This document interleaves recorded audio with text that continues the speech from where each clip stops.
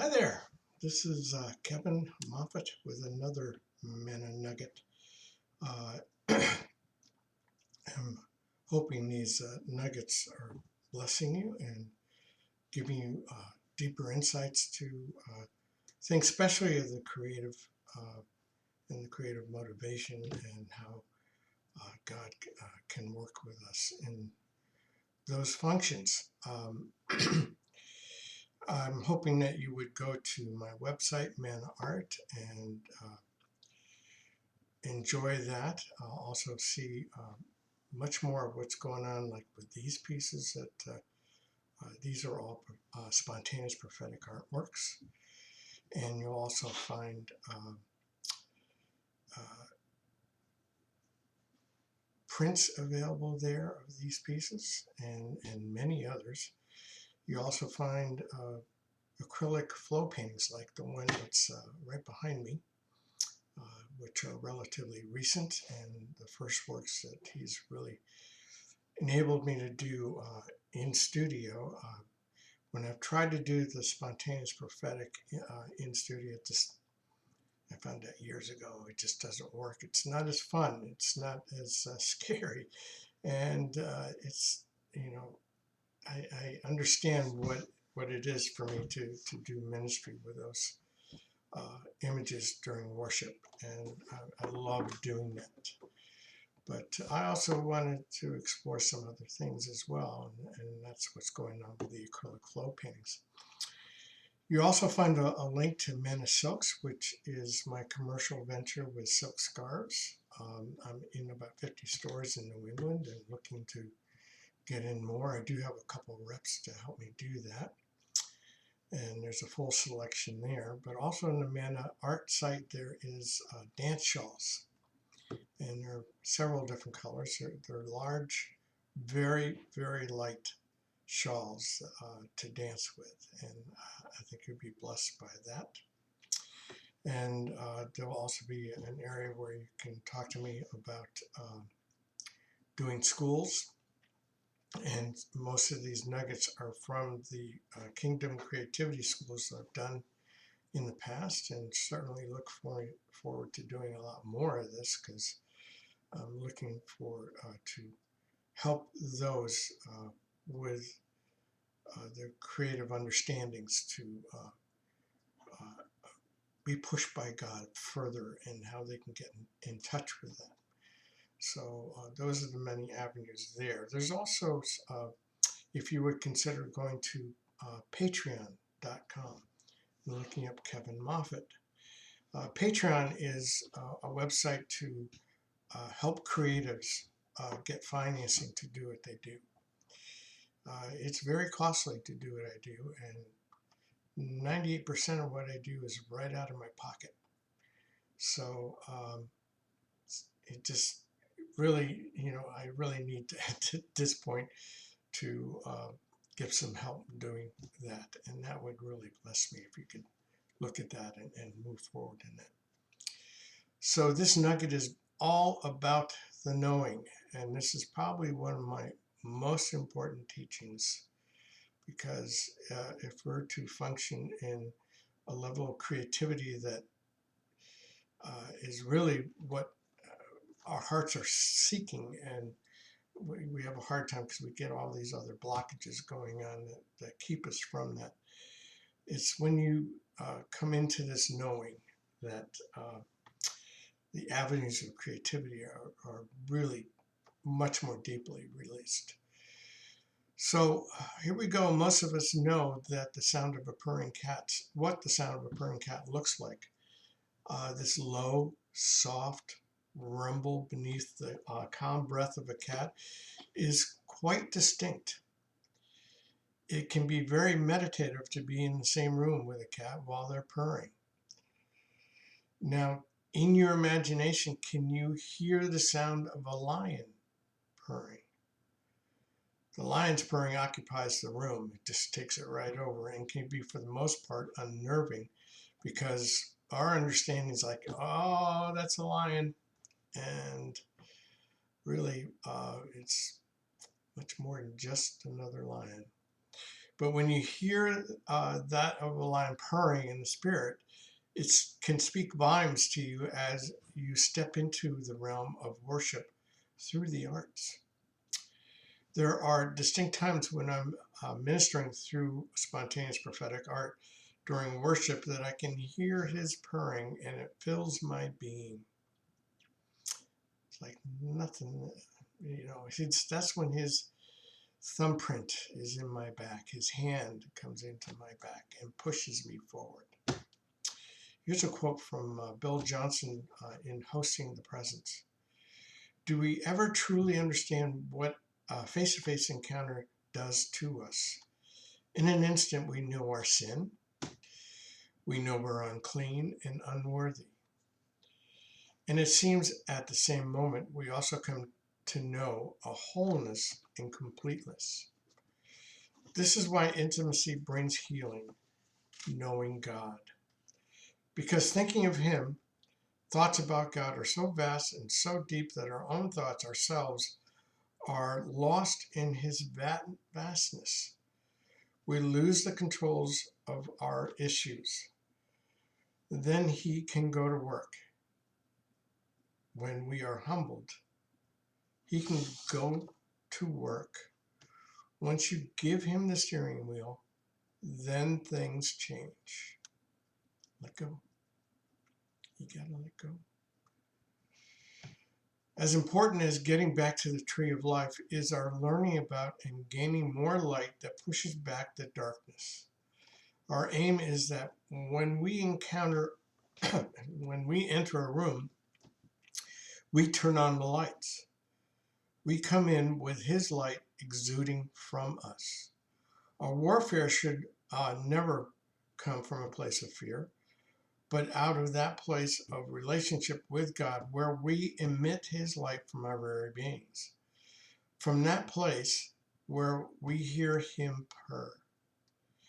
Rediscovering that place in the garden where we walk in the cool of the day and set a table there. Pull up an armchair. Place of habitation. There is an old word that I just love. It's one of three that I've come to know very deeply. And this word is yada. And yada is about knowing. To know.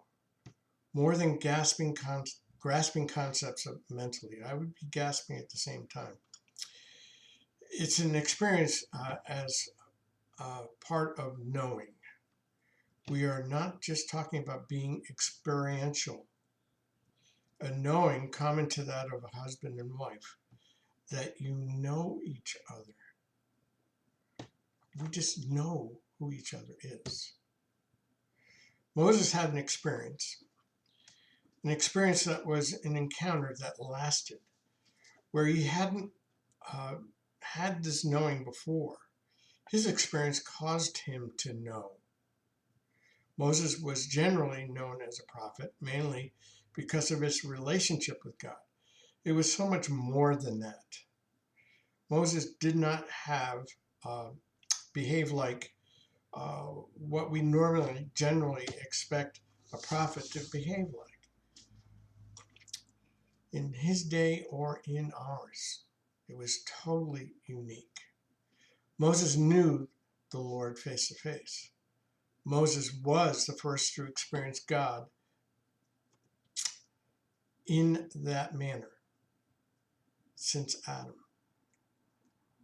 Probably nobody since, although I wonder about Enoch.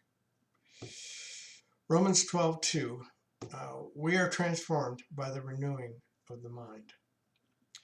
This level of revelation is transformational, this level of knowing.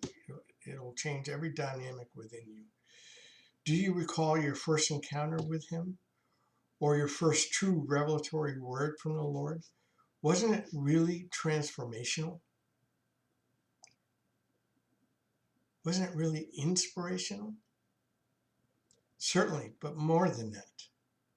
It was doing things in you that you were just totally unaware of at the moment of its happening. There's been a whisper in my ear, a purring from the Lord about this particular place of relationship. this level of knowing, where you walk in a moment-by-moment, face-to-face experience with the Lord. This type of experience would and should be totally unlike the prophetic life we've seen in our day. Ephesians 3:19. Its expression is out of a moment-by-moment knowing. There's a consistent flow right from his presence, unlike what we've seen since Moses. Deuteronomy 29:29. The secret things belong to the Lord our God, but the things revealed belong to us and to our children forever, that we may follow all the words of the law. Moses then, and Israel now, became known by the presence of God. They're still known for the presence. Numbers 11:29. But Moses replied, "Are you jealous for my sake? I wish that all the Lord's people were prophets, and that the Lord would put his spirit on them." So it's because his spirit isn't upon all of us, depending on the moment, we don't act or respond prophetically. If his spirit is upon us, we could and should act prophetically, just by the nature of the relationship. Moses, being the model of the prophetic lifestyle, gained him access to a level of relationship that was otherwise not available at that time. This is Old Testament versus the New Testament. This lifestyle was considered forbidden by the law at that time, but Moses, because of Moses' access to the presence of God, you can consider that Moses was above the law because of his relationship. It wasn't that he wasn't held by it, but because he had a relationship, that kind of knocked the law issue out of the park. This is a prophetic model of what the New Testament is, because if we are in relationship, which Jesus made possible by releasing his spirit upon us, we have access to God, and therefore, because the law has been placed in our hearts, it's no longer an external law to be obeyed. The new covenant causes us to obey the law because we love him. It is the nature of his being within us, in our hearts. So I have just a side point to this as well. It just seemed to be a place for this. Yahweh could have healed Moses of his speech impediment. You do know he had that. That's why he wanted his brother to speak for him. But I believe God chose to leave Moses with the malady because of the witness Moses would be, even with his physical condition. We sometimes wonder why God doesn't heal us of things. Like why Paul had an apparent malady. Whatever that was, I wouldn't be surprised if it was a speech impediment. It was apparent that God was working through him because he had the impediment. It would have to be God. Couldn't function otherwise. We have a tendency to hope, pray, that God would take us out of our circumstances, when oftentimes he chooses to leave us right where we are. I believe that he wants us to be a witness to him, even though we are in our difficulty. But as for me, I delight in the sound of his purring. The very nature of relationship with Jesus is prophetic. This is how and why we can paint from the beauty realm, because we have a relationship. This is what we need. Once you're set in that place of relationship, the dynamic of how you function creatively is like nothing else. it is of high potential, and not because of you. It's because of him. I hope you can receive that. Get out of your own way and let him work in and through you. That is the nature of who we are.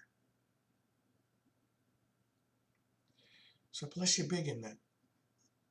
I hope that gives you some insight for you to find a whole nother level of function in your life. It doesn't have to be about art or music or anything. Whatever your function is in life, there is a creative vent there that you need to tap into, a kingdom realm, the beauty realm of the kingdom, to be released in whatever you do.